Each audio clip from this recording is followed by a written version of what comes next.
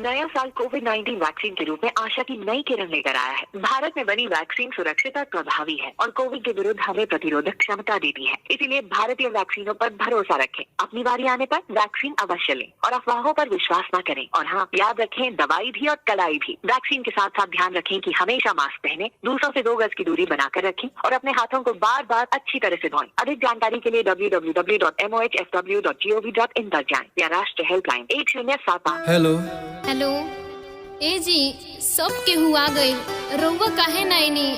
हमर मन बड़ी घबराता।